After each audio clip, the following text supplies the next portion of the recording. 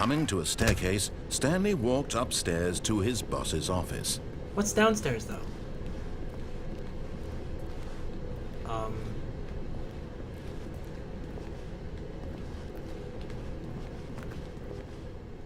But Stanley just couldn't do it. He considered the possibility of facing his boss, admitting he had left his post during work hours. He might be fired for that. And in such a competitive economy, why had he taken that risk? All because he believed everyone had vanished? His boss would think he was crazy. And then something occurred to Stanley. Maybe, he thought to himself, maybe I am crazy.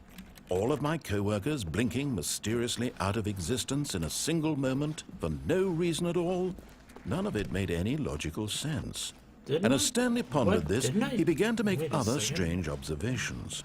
For example, why couldn't he see his feet when he looked down? Oh, God! Why did doors close automatically behind him wherever he went? Oh, God! And for that matter, these rooms were starting to look pretty familiar. Oh, God! Simply repeating. No, Stanley said to himself, this is all too strange. This can't be real. And at last, he came to the conclusion that had been on the tip of his tongue. He just hadn't found the words for it.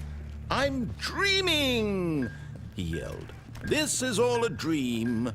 Oh, what a relief Stanley felt. I saw to where have finally found an answer, an explanation. His co-workers weren't actually gone. He wasn't going to lose his job. He wasn't crazy after all. And he thought to himself, I suppose I'll wake up soon. I'll have to go back to my boring real-life job pushing buttons. I may as well enjoy this while I'm still lucid. So, he imagined himself flying and began to gently float above the ground. Oh, God! Then he imagined himself soaring through space on a magical starfield, and it too appeared. It was so much fun, and Stanley marveled that he had still not woken up. How was he remaining so lucid? And then perhaps the strangest question of them all entered Stanley's head. One he was amazed he hadn't asked himself sooner. Why is there a voice in my head dictating everything that I'm doing and thinking? Now the voice was describing itself being considered by Stanley, who found it particularly strange. I'm dreaming about a voice describing me, thinking about how it's describing my thoughts, he thought. And while he thought it all very odd and wondered if this voice spoke to all people in their dreams, the truth was that, of course, this was not a dream. How could it be? Was Stanley simply deceiving himself, believing that if he's asleep, he doesn't have to take responsibility for himself? Stanley is as awake right now as he's ever been in his life. So the transition now, hearing the voice speak these words was quite a shock to Stanley. After all, he knew for certain, beyond a doubt, that this was in fact a dream.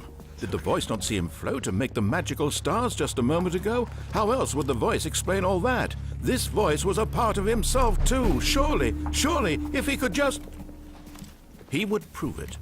He would prove that he was in control, that this was a dream. So he closed his eyes gently. Oh, God. And he invited himself to wake up. No. He felt the cool weight of the blanket on his skin, the press of the mattress on his back, the fresh air of a world outside this one. Let me wake up, he thought to himself. I'm through with this dream. I wish it to be over. Let me go back to my job. Let me continue pushing the buttons. Please, it's all I want.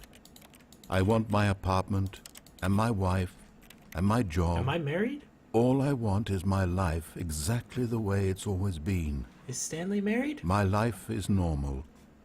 I am normal. Everything will be fine. I am okay.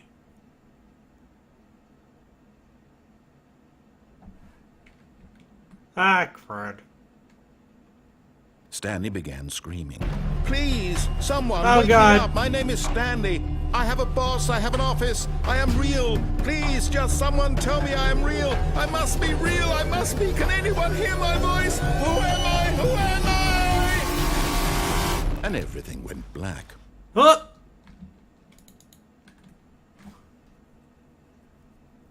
This is the story of a woman named Mariella. What? Mariella woke up on a day like any other.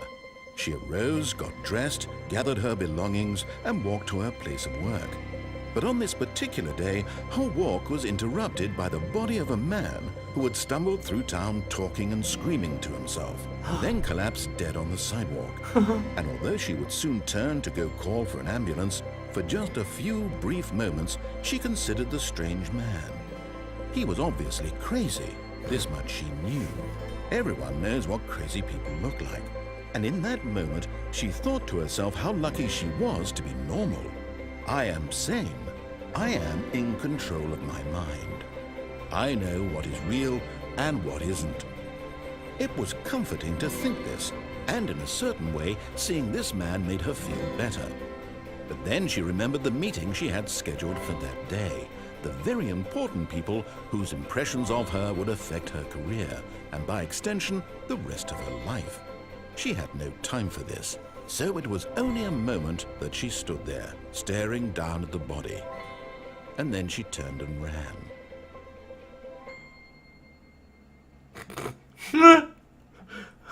Oh, okay. And what the hell? Okay. A soft wind blew outside and perhaps rain started, and if it did, it stopped shortly after. Stanley hoped that he would one day see weather. This is getting weirder and weirder.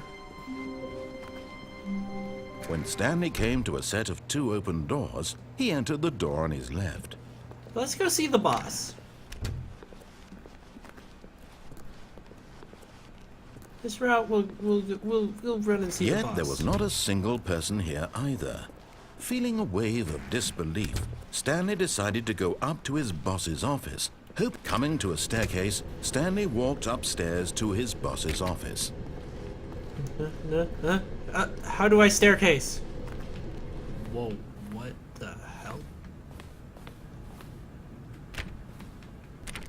That's close.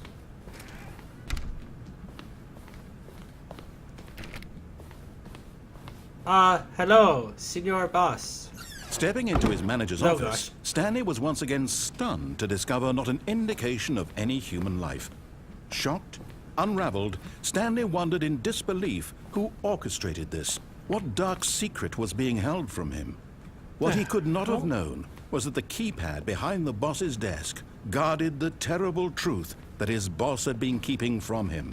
And so the boss had assigned it an extra secret PIN number, 2845. But of course, Stanley couldn't possibly have known this.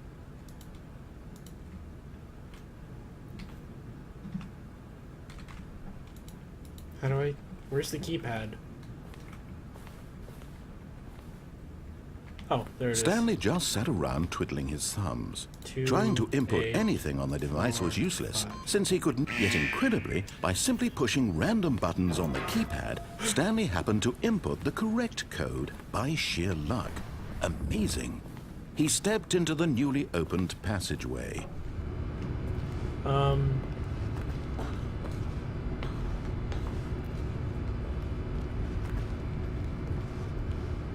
That looks dangerous. This looks dangerous. Oh gosh, this looks dangerous! Ah! Loading, loading, loading. Oh, I just like hiccuped or something. Oh my gosh.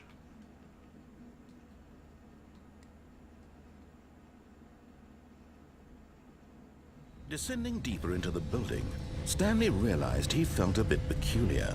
It was a stirring of emotion in his chest, as though he felt more free to think for himself, to question the nature of his job. Why did he feel this now, when for years it had never occurred to him?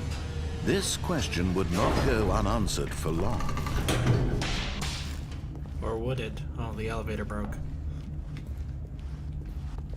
Stanley walked straight gosh. ahead through the large door that read Mind Control Facility.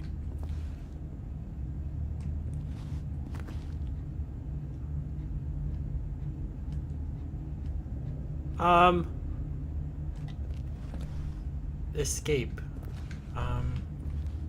Mind control facility or escape? Escape! Screw it. Although this passageway had the word escape written on it, the truth was that at the end of this hall, Stanley would meet his violent death. The door behind him was not shut. Stanley still had every opportunity to turn around and get back on track. At this point, Stanley was making a conscious, concerted effort to walk forward and willingly confront his death. Yep. We're gonna die.